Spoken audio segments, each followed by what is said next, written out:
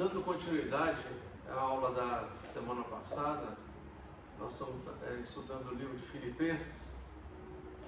Hoje nós vamos ver Filipenses, capítulo 3, verso 1 a 11, que diz alegrar na suficiência de Cristo. O conceito principal dessa atividade de hoje é o seguinte, é que Paulo escreveu aos Filipenses: mas o que para mim era lucro, passei a considerar como perda por causa de Cristo. Então, às vezes nós analisamos as coisas como lucro, né? E quando a gente fala em lucro, a gente pensa em situação financeira. Não tem nada a ver, né? As pessoas às vezes podem perguntar assim: o que você está ganhando na igreja? Eu estou ganhando muito, meu salário é alto pra caramba, muito alto, né? E o salário de cada um de nós que estamos trabalhando, contribuindo com a obra do Senhor, ele é muito alto. Às vezes a pessoa vai dizer: você não está ganhando nada. Não, você está ganhando sim. Está ganhando, o seu salário é o que? É o seu crescimento espiritual, é a sua absorção das coisas que o Senhor tem trazido para você dentro da igreja, é a transformação do seu coração. Isso tudo é salário, né? Não é o salário físico em dinheiro, pago em dinheiro, mas é o salário espiritual, né? Então nós temos que fazer para o Senhor a ponto de chegar ao entendimento que Paulo chegou aqui, ó. Mas o que para mim era lucro, o que para ele era lucro, passei a considerar como perda por causa de Cristo. Então ele enxergou a Cristo como o único suficiente Salvador dele, ganhou a salvação dele, né? E a partir dali, estar em Cristo é estar em lucro. As outras coisas, né, trocando em miúdo, ele pegou o versículo de Mateus 6,33 e escreveu: amar a Deus em primeiro lugar, o reino dele, e as outras coisas seriam acrescentadas. Então Paulo, quando ele chegou a essa conclusão, ele realmente falou assim: não, eu tenho que amar a Deus de todo o meu coração, fazer para Ele, para depois ser acrescentado à minha vida as minhas necessidades.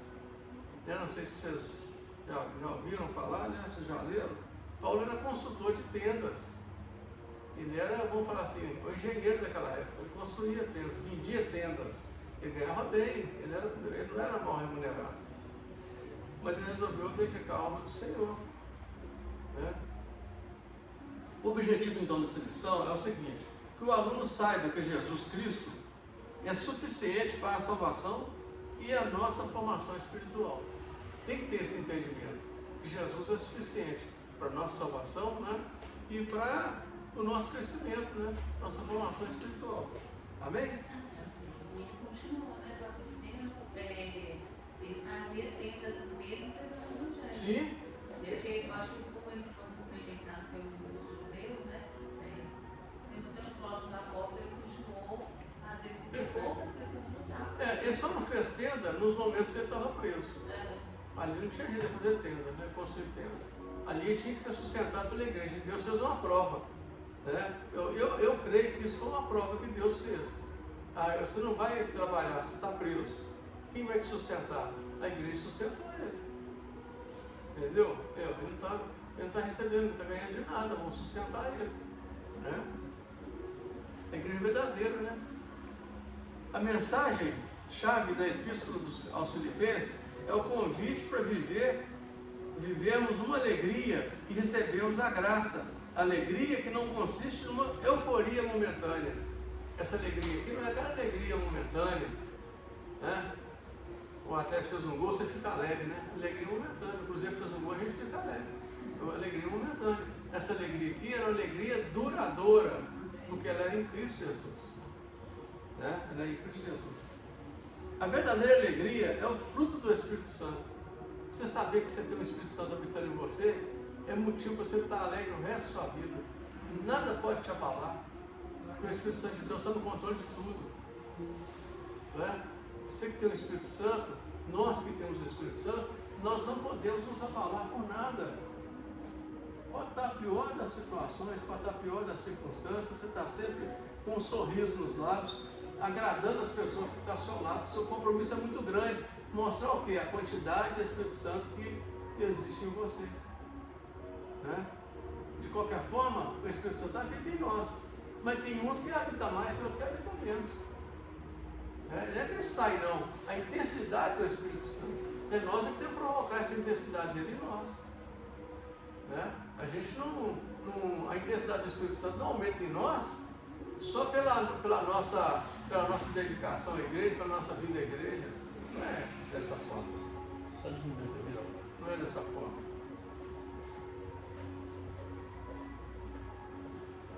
Então Paulo diz assim: alegrai-vos no Senhor, está no versículo 1, né, do capítulo 3.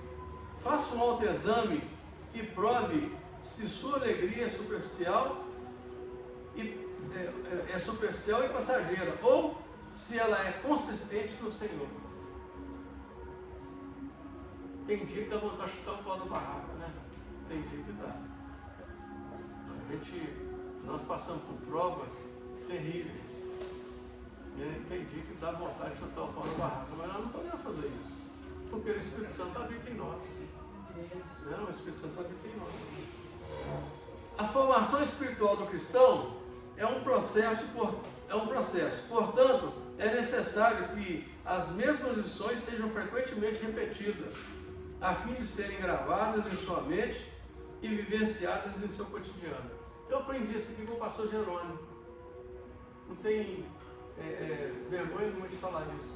Você vai no culto dele, ele fala uma coisa, você vai no outro culto, ele fala aquela coisa de novo, você vai no outro culto, ele está falando aquela coisa outra vez. Aí um dia eu perguntei para ele assim: por que o senhor repete tantas coisas, pastor?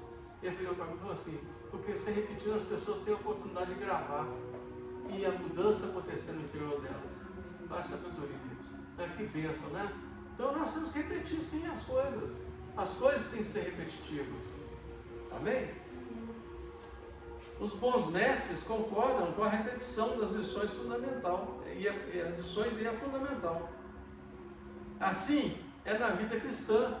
Algumas coisas precisam ser repetidas várias vezes para que as pessoas tenham conhecimento daquilo. Nós temos que repetir. Às vezes a mesma tarefa, a mesma lição, as mesmas ordens, tem que repetir para as pessoas gravarem aquilo na mente delas. Amém? Portanto, Paulo, como um bom mestre, não se constrangia em repetir a expressão alegrai-vos no Senhor. Ele falava sempre isso. Alegrai-vos no Senhor. Quando ele via todo mundo assim, abatido, né? Dentro da congregação dele, eu acredito que ele falava isso, ele estava lá falando da palavra de Deus, naquela época não tinha nada escrito ainda para ler, né? Ele falava, alegrai-vos no Senhor. Que às vezes a pessoa estava ali buscando uma alegria diferente, né? Mas a alegria do Senhor que preenche realmente o nosso coração. Nós temos esse entendimento? Nós temos que buscar esse entendimento. Amém? Neste caso, não há nenhum problema em ser repetitivo. Não é penoso a mim escrever-vos as mesmas coisas. Sempre que ele podia escrever, eu tenho certeza que ele escrevia no finalzinho lá, alegrai-vos no Senhor. Olha você ver, tantas vezes a gente fala, né? Eu sempre que eu me converti na igreja do Evangelho Quadrangular, eu sempre cumprimento as pessoas com a paz seja contigo, paz seja convosco, paz seja com todos. É um hábito que eu criei.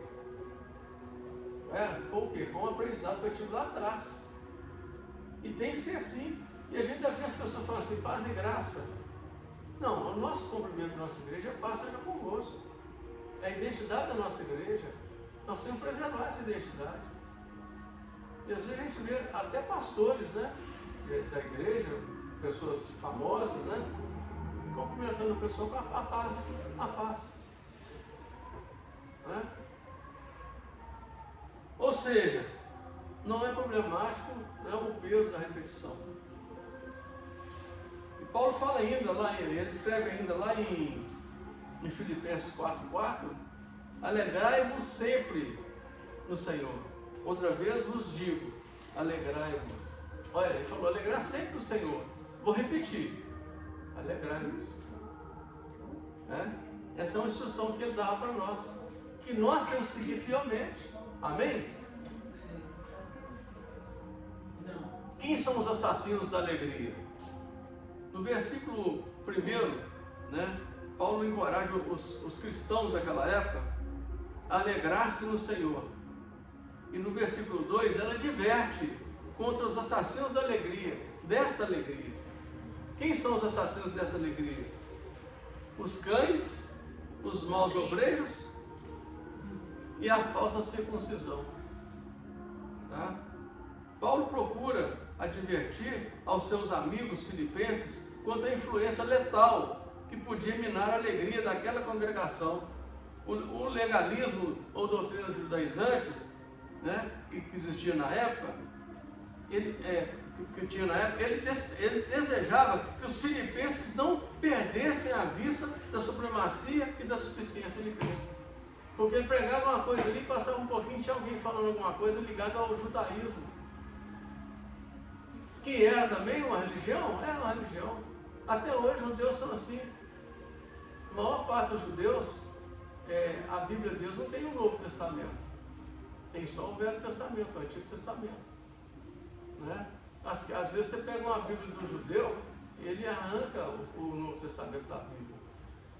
Se ele não tiver uma Bíblia na hora aí, ele arranca, ele tira fora. Porque eles estão vivendo no Velho Testamento. A esperança da vinda do Messias. O Messias já veio. Para muitos deles, o Messias ainda não veio. Mas para nós, o Messias já veio. Amém?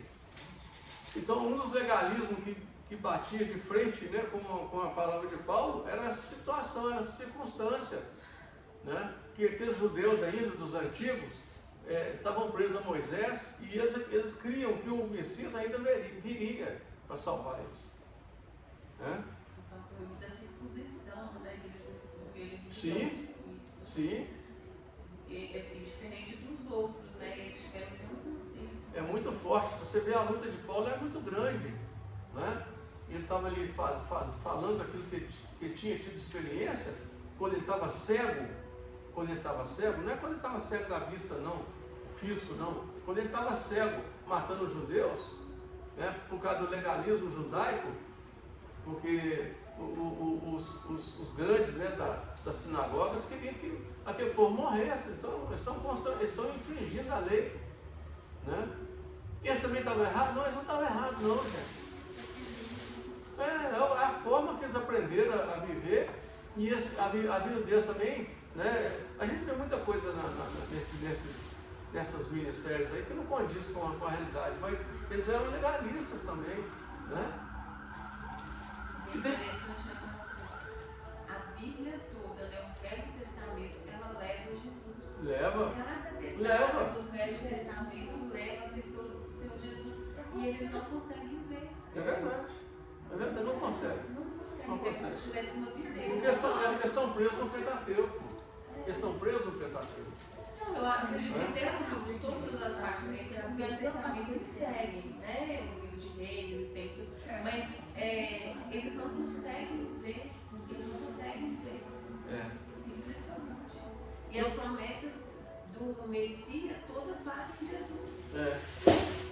Ó, identificando os inimigos da igreja, da alegria, desculpa.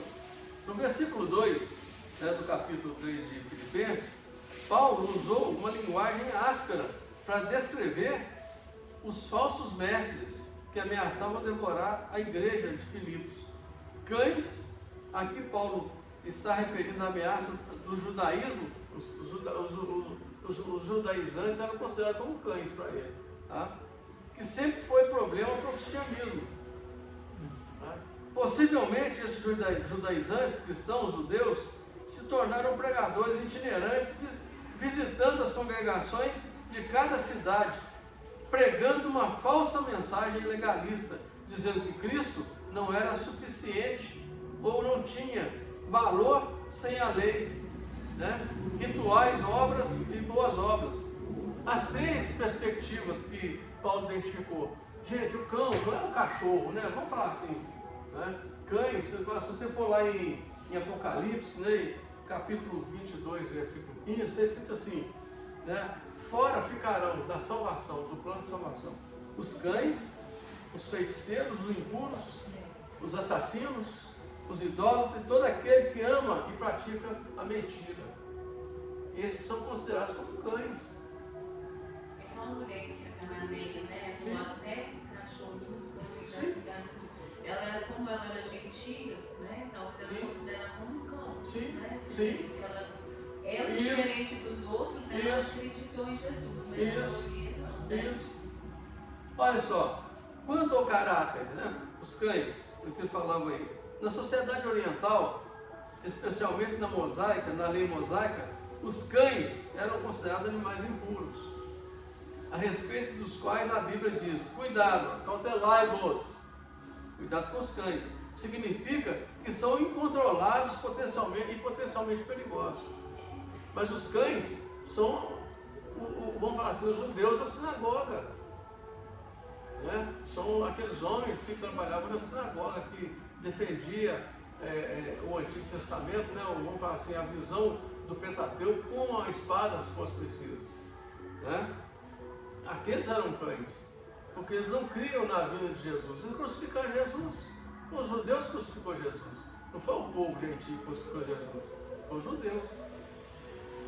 Quanto à conduta, maus obreiros, Paulo chama assim porque eles estavam procurando desviar os filipenses da fé na suficiência de Cristo, seduzindo-os para voltar à prática do judaísmo.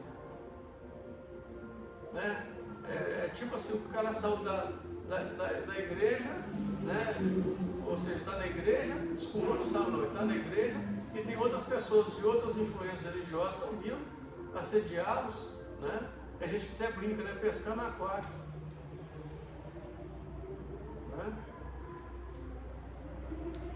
Quanto ao credo, circuncisão. A circuncisão era um rito religioso. Os judaizantes espiritualizavam a circuncisão. Né? Eles não entendiam que essa prática havia sido excluída pela graça de Cristo e que se aplicava somente ao coração. A circuncisão nossa hoje vem pela transformação do nosso coração. Né? A circuncisão vem quando você perdoa alguém, você está sendo circuncidado, seu coração está sendo circuncidado. É isso que é válido hoje. Né? Então, no livro de Filipenses, capítulo 3, verso 2, está escrito assim: ó, acautelai-vos dos cães, acautelai-vos dos maus obreiros, acautelai-vos da falsa circuncisão. Tá? A circuncisão hoje é o amor que concentramos em nosso coração, é a capacidade de perdoar as pessoas que estão ao nosso lado. Mesmo que a gente tenha sido, vamos dizer assim, maltratado, ou tenha sido rejeitado, perdoa a pessoa. O que Jesus ensinou na cruz do Calvário? O que ele ensinou lá quando ele estava lá com os braços pregados na cruz? Perdoai eles, Pai. Deus perguntou para ele: o que você quer que eu faça com esse povo? Perdoa eles, eles não sabem o que fazem. Quando Jesus falou aquilo, perdoa, Pai, porque eles não sabem o que fazem, com certeza Deus perguntou para ele: o que você quer que eu faça com esse povo? Ninguém vai falar perdoa eles, porque eles não sabem o que fazem, sem ter tido uma pergunta antes, uma inquirição antes. Não faz isso. Né? Por que você quer cigarro? Somos circuncidados quando entendemos a morte de Cristo na cruz do Calvário. Aí houve a circuncisão. Tá? O nosso coração foi tirada a capa que tinha sido do nosso coração, e o nosso coração ficou exposto. Amém? Amém. Nem por força, nem por violência, pelo amor e o perdão. Amém. Amém?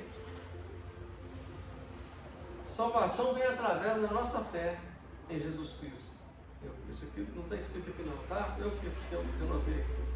A salvação é um dom de Deus, que não é fruto da obra humana, e sim através da obra da fé em Jesus Cristo. A salvação vem pela nossa crença no Senhor Jesus. Amém? Ainda tem assim, benefício da nossa salvação.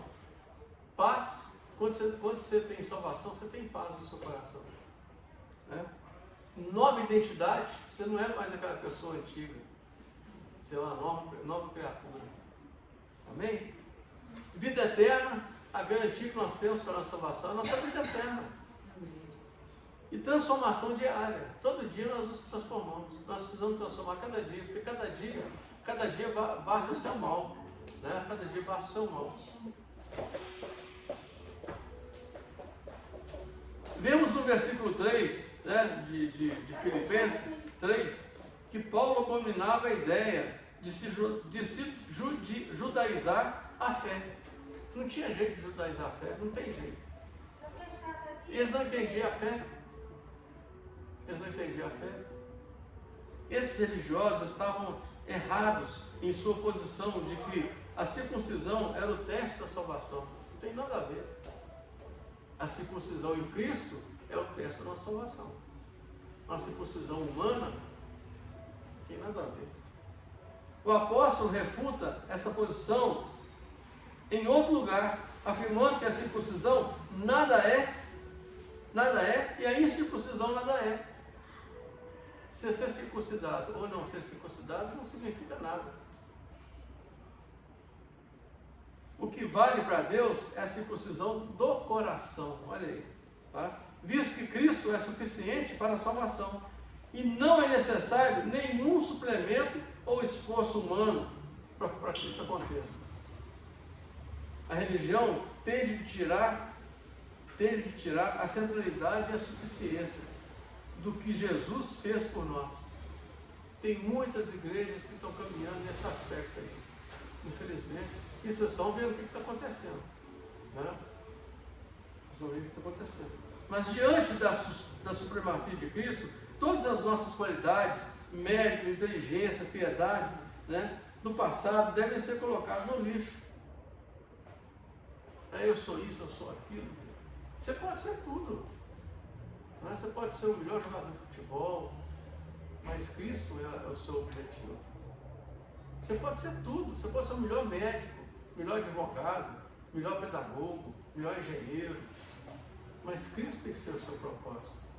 Isso aí, essa situação de você ser melhor nas coisas que você faz, não pode sobrepujar o seu amor a Cristo. É isso que Paulo está querendo deixar escrito aqui. Amém? Aí eu separei aqui, ó, centralidade e suficiência. Centralidade, foco. Suficiência, objetivo. Tá? A religião tem de tirar a centralidade, o foco e o objetivo do que Jesus fez por nós. Tá vendo? Mas diante da supremacia de Cristo, né, o que acontece? Você tem que entender que diante da supremacia de Cristo, você tem que deixar, né, as coisas de Cristo envolver você, não, né, você se envolver com as coisas de Cristo, de uma maneira forte, de uma maneira tremenda, de uma maneira sobrenatural, priorizando o que é prioridade.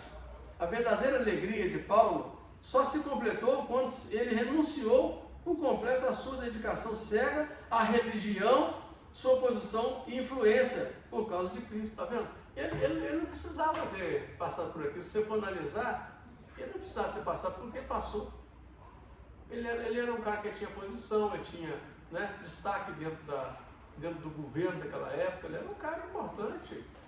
Ele abriu mão disso tudo por causa de quem? Por causa de Jesus. Nos versículos de 4 a 7, Paulo apresenta suas próprias credenciais, onde afirma que não se estribava nesses privilégios e realizações em se tratando de salvação, mas confiava inteiramente em Deus. Bom, pode acontecer o que acontecer comigo, mas eu confio no Senhor. Ele é o objetivo, Ele é a minha salvação. Amém? Na prática, Paulo não deixa mais que essas coisas não deixava mais que essas coisas ocupassem em seu coração um lugar que passou a pertencer a Cristo. Gente, é muito simples, né? No nosso coração tem espaço para tudo, né? Tem espaço para a esposa, no caso da gente sendo homem, tem espaço para os filhos, tem espaço para o trabalho, tem espaço para o conhecimento, tem espaço para a diversão, mas será que tem espaço para Cristo? Nosso coração tem que ter um espaço para Cristo. E vamos falar assim, se você dividisse o coração naquelas pizzas que o pessoal faz para mostrar, né, os percentuais, o percentual maior dessa pizza deveria estar em Cristo. Né? Você pega o seu coração lá e divide ele em várias fatias, a fatia maior tem que ser Cristo. Se tiver uma fatia maior que Cristo, aí você está idolatrando. Está idolatrando, você entendeu? Eu acho que foi o meio que aconteceu com Abraão. Foi o meio que Isaac talvez ficou maior. Isso. Deus provou. E aí é fatia. Na prática, Paulo não deixava mais as coisas que ocupassem em seu coração o lugar que passou a pertencer a Cristo. Ele deixa, portanto, absolutamente claro que em Jesus tudo é indivisível e melhor, superior, diferente e novo. Em Cristo Jesus tudo é indivisível, melhor, superior e novo. Cada dia se tem uma novidade. Viver Cristo é novidade diária. Né? Cada dia se tem uma novidade. Viver Cristo é você ler sua Bíblia, que você já leu várias vezes, eu tenho certeza. Na hora que você lê um versículo que você já leu lá atrás, você fala, mas aqui está servindo para outra coisa. Aí você lê aquele versículo de novo, aí uns tempo para frente, fala, mas aqui está servindo para outra coisa. Porque Cristo está te renovando. O Espírito Santo de Deus está acendendo em você uma chama muito forte. Amém? Pois só Jesus preenche a vida com conteúdo e alegria. Só Ele preenche a nossa vida com conteúdo e alegria. O resto é supérfluo. A nossa suficiência em Cristo. O que é a nossa suficiência em Cristo? É a nossa fé. Fé. Força espiritual em Cristo. Como é que está a nossa fé? Será que nós nos abalamos por qualquer coisa? Será que a gente perde o rumo por qualquer coisa? Muito tem isso acontecido com as pessoas da igreja. Elas vão bem, aí acontece alguma coisa que não provém de Deus, ela já cai pelo chão, né? Já começa a reclamar, já começa a lamentar. Eu aprendi uma coisa comigo. Quando eu me converti, eu abandonei todo o processo de murmuração. Murmuro não. De forma alguma. Nunca. Que a oração é gratidão. Não, murmuração ela impede Deus agir na sua vida. Quando a gente agradece a Deus, você mostra para Deus que nós somos gratos. Porque aquele pessoal do deserto fez que a gente critica, então muitas vezes a gente fala, é isso. É ser ingrato. É ingratidão, murmuração é ingratidão. O que a Bíblia nos ensina? Em tudo dai graças. Tomei está passando ali, parrei meu dedinho na madeira e dói pra caramba, né? Você fala, graças a Deus. Né? Deus tem. Ué. Tudo, está no controle de tudo. Né? Imagina José lá ficar se murmurando. Né? Ele não murmurou, não. Não. Murmurou, e ele foi colocado como. Aprenda isso, gente. Viva isso. Corta da sua vida, estipa da sua vida a murmuração. Eleva os meus olhos para o alto. De onde me virá meu socorro? Meu socorro vem do Senhor. Davi foi ungido, mas Não é demorou de fácil, 14 ou não. 15 anos para ser o rei. Abraão demorou 25 anos. 25 anos. Gente, Então não é eu na hora. falo, Essa promessa vem, essa palavra vem disso. vamos trazer para a nossa realidade aqui. A mulher está lá, né, lavando a roupa dela no tanque e reclamando, né? Todas as mãos todas acabadas, não sei o quê, só reclamando. Enquanto ela ficar reclamando, já está lavando a roupa, ele nunca vai ter uma máquina de lavar roupa. Para de reclamar e agradece a Deus. Deus, muito obrigado por estar aqui lavando a roupa. Você vai ver, a máquina vem rapidinho. Não é verdade? Quando Paulo usa o termo carne, sarx, né, do grego, refere-se ao amor próprio, confiança própria, autoafirmação. Tá? Quando ele declara então carne, ele está falando a respeito disso aqui. Por outro lado, Jesus é um tesouro de valor incalculável. É fantástico, né? Jesus é um tesouro de valor incalculável. Eu sou o que sou.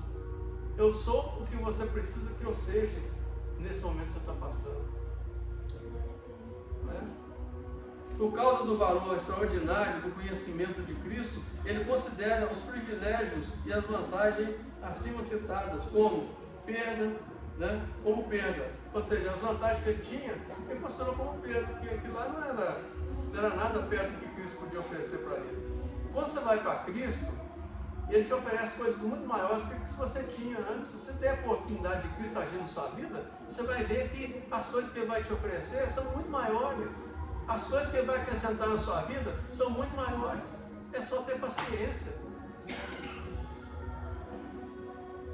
Sua motivação era ganhar a Cristo. Né? E depois de conhecer o Cristo ressurreto, o seu mais profundo anseio é conhecer e experimentar a união com Ele. Paulo diz no versículo 7, né, está escrito lá, que Jesus é o tesouro de valor maior e mais sublime do que a soma total de tudo que somos e temos. Olha que coisa fantástica isso aqui. Crescendo no conhecimento espiritual de Cristo. Como é que nós podemos alcançar isso aqui? Lendo a Bíblia. Sem ler a Bíblia não tem jeito. A gente às vezes é muito cômodo, né? Nós somos igual aquelas galinhas do galinheiro, né? Na hora que chega a hora da comida já fica tudo ali, né? Aí você joga o milho, faz aquele alvoroço.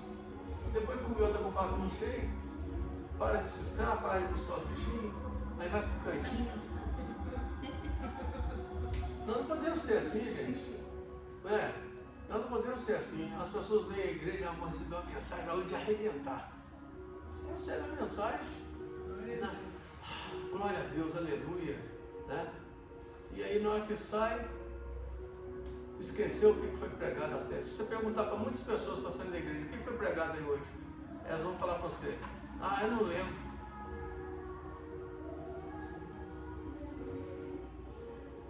O inimigo está dentro da igreja, tampando o ouvido espiritual das pessoas.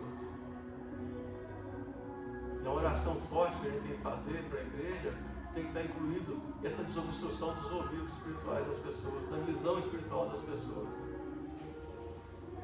Um dia eu perguntei para mim assim, né? Falei comigo assim, a mesma pessoa manifestava o demônio nela. Todo culto eu ia lá, a gente suava, expulsava o demônio dela, aí no outro culto ela estava endemoniada. Aí Deus falou comigo assim, você já orou nos ouvidos espirituais dela? Já orou na visão espiritual dela? A partir do momento que nós oramos e ungimos, né? Oramos e atuamos na visão espiritual e na visão espiritual e na audição espiritual dela, acabou. Eu estava comentando isso, né? Na casa endemoniada. E quando Deus o Senhor falou, espírito é mudo e surdo. Porque ele queria que ele ficasse incomunicável. Exatamente. Incomunicável. Ele não poderia escutar para não ser liberto. E ele não conseguia pedir desculpa. Não conseguia. Muitas vezes você está orando dentro da igreja, né? O demônio manifesta nas pessoas, porque ele tem que manifestar mesmo, ele tem que sair fora. Né? Mas ele volta porque a pessoa não escutou. Espiritualmente ela não escutou, a palavra de Deus não entrou no coração dela. Então é muito importante nós orarmos. Exatamente. Exatamente. Nós temos que orar forte para que seja desobstruído aqui, a audição, a visão espiritual. Né? Paulo buscava então, né, ter uma experiência com Cristo cada vez mais profunda, mais sensível, mais palpável. Seu coração, faminto por mais de Cristo, se revela na expressão para conhecer, para o conhecer. Paulo fazia tudo para o conhecer. Agora que a gente tinha tido uma experiência sobrenatural com ele no caminho de Damasco. Não precisava nem procurar mais. E Cristo estava com ele ali mesmo. Isto é Cristo. Esse tipo de conhecimento envolve a vontade e coração igualmente. Então você tem que ter vontade de conhecer a Cristo. As pessoas vêm na igreja, mas não têm vontade de conhecer. Nós temos que motivar as pessoas a conhecer a Cristo, buscar conhecer a Cristo. Não é? A gente às vezes preocupa com muita coisa, mas não preocupa com o principal, que é levar a pessoa ao conhecimento dela, chegar a entendimento para conhecer a Cristo. A experiência dela. A experiência, né? A experiência sobrenatural com o Senhor. E Deus opera no primeiro amor de uma maneira assim fantástica. Para mostrar para a pessoa que Ele é Deus. E a pessoa não aproveita aquele fio da meada que foi dado a ele ali e fica caçando a ponta do novelo do outro lado. Quando a gente está no primeiro amor, Deus faz coisas na vida da gente, até a gente surpreende com as coisas que Deus faz. Uma hora eu vou ter a oportunidade de comentar com vocês o que Deus fez na minha vida no primeiro amor. E esse primeiro amor não pode acabar nunca, tem que ser diário. Bom casamento. Bom casamento. Você abriu seu olho de manhã, então o primeiro amor com Cristo. Hoje é um dia diferente. Como é que eu vou amar Ele hoje? E eu vejo, pastor, a gente Exatamente. E a gente conhece. É verdade. Você falou tudo, viu? A gente ama quem a gente conhece. Né? O que você conhece? Verdade é, né? O que você conhece de Cristo? Conheceria a verdade nos libertará. De que? Da destruição, não é Oséias 4:6. O meu povo tem sido destruído por falta de conhecimento. E eu acho que eu sou apaixonada por ela. Eu amo a Bíblia, que Deus fala com a gente vê Deus ali o tempo todo. E ela se conecta, né? Eu acho assim. É o que ele falou, cada vez que você lê é diferente. Ela fala com a gente de uma forma diferente. É. Olha para você ver que ele fala aqui, ó. Não é ter conhecimento sobre Cristo, mas conhecê-lo pessoalmente numa atmosfera de amor, confiança, de aceitação e dedicação. É o que está faltando hoje no nosso meio, por isso que aqui está vazio assim. Infelizmente, né, é a realidade. Temos que falar. Né? Conclusão. Ninguém que, como Paulo, tenha percepção clara do valor da vida, como Deus deixa passar essa grande oportunidade de colocar tudo em segundo plano e passa a usufruir a sua total, profunda perseverança. Vou repetir aqui. Ninguém que, como Paulo, tenha percepção clara do valor da vida, como Deus deixa passar essa grande oportunidade de colocar tudo em segundo plano e passar a usufruir a total e profunda presença do Senhor. Aqui faltou do Senhor, não é escrito, tá? Então você coloca tudo que você tem hoje em segundo plano, né? Aí você vai entender a realidade do versículo de Mateus 6,33. Buscai, pois, em primeiro lugar, o reino de Deus e a sua justiça. E as outras coisas serão acrescentadas. Mas você pode buscar o reino de Deus, né, e a justiça dele, fazendo o seu trabalho bem feito, né? Você está lá vendendo, né, igual o Ronaldo vende o ar-condicionado dele lá, está lá vendendo o equipamento com carinho, né, com entusiasmo. Isso é de Deus. Isso é buscar em primeiro lugar o reino de Deus. Porque Deus honra as pessoas que agem dessa forma. Aí as outras coisas que serão acrescentadas é o quê? É o recurso financeiro que vem para o seu bolso, é a sua casa, que você sonhou tanto, né, que eu profetizo na vida de cada um de vocês, que vocês vão ter a casa própria de vocês. Não é meditar, não é ler a palavra o dia todo que não dá, mas é meditar em alguma coisa que você já leu, né? Então, durante o dia você vai meditar isso aqui que eu estou fazendo está certo, está errado, Deus está nisso, né? Então, é meditar. Mas isso está escrito lá em Josué, no versículo 1, no capítulo 1, verso 8. Medita nesse livro da lei dia e noite, para que vá bem tudo que você fala. Não quer dizer que você tem que ler, porque não dá, né, o dia todo. Mas você meditar, você tem que ter livro para meditar. Você lê uma palavra de manhã, né, e você medita nela. Quando eu estou lendo a Bíblia na mesma hora, eu paro um pouquinho para meditar. Porque Deus fala com você na hora da meditação. Fala e age. Não é? O agir dele. Ó, só para finalizar, quando tomamos posse assim de Cristo, Deus toma posse de nós também. Olha aquela situação, né? Quando você toma posse de Cristo, você está trabalhando para Ele, né? Aí Deus toma posse de você e trabalha para você. Olha que coisa tremenda, né?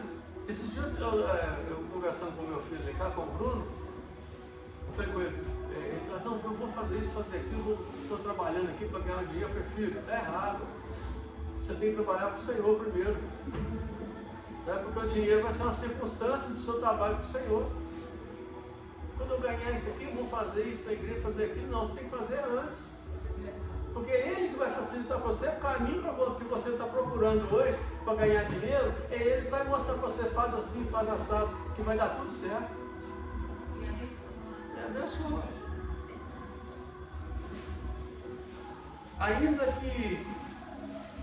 Ainda que não sobre motivo sequer para ser feliz, Cristo é suficiente. Olha que coisa tremenda isso aqui. Ainda que você não tenha motivo nenhum de ser feliz, Cristo é suficiente. Ele estava preso. Ele estava preso. Ué. E nada poderá nos separar dele. Nada nem ninguém. Ele fala assim, que o Senhor Jesus é o princípio e o fim. Aí eu falo para você, o Senhor Jesus é o alfa e o ômega.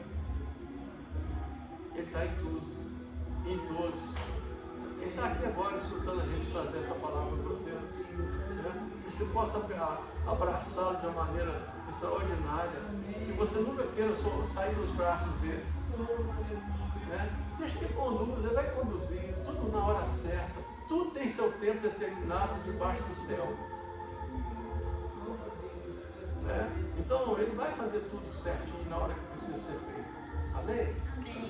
E essa palavra de hoje, né, ela pode trazer para você reflexões, né, a respeito, né, de como está a sua comunhão com Jesus.